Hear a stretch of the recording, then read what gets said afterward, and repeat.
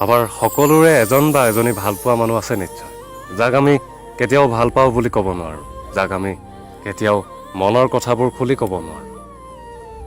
তেওঁক ইমানকৈ ভাল পোৱা যায় যে তেওঁৰ প্ৰতিটো কথাই ভাল লাগে। তেওঁ হাঁহিলে যেন সেইখিনি সময়ত মুকুতামণি সৰে। দিনটোত এটা তেওঁৰ পৰা যেতিয়া ফোন আহে মনটো খুবেই ভাল লাগি যায়। যেতিয়া তেওঁৰ ফোন আহে দিনটোৰ বাবে তেওঁকেই ভবা যায়। আকৌ ঘৰত গৈ তেওঁৰেই সপোন।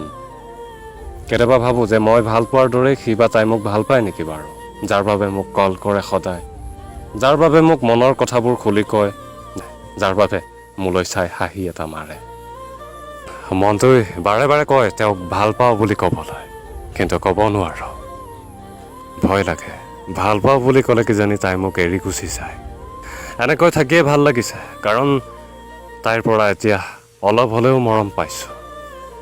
যদি মই ভাল পাওঁ বুলি কওঁ হয়তো মোক এৰি গুচিও যাব পাৰে।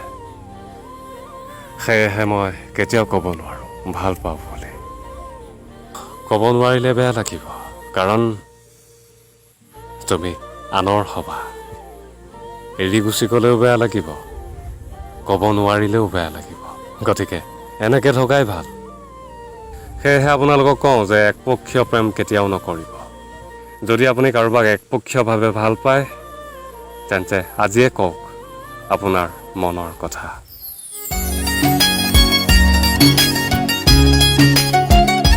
নজনাকে নুবুজাকে পৰিলো তোমাৰে প্ৰেমতে।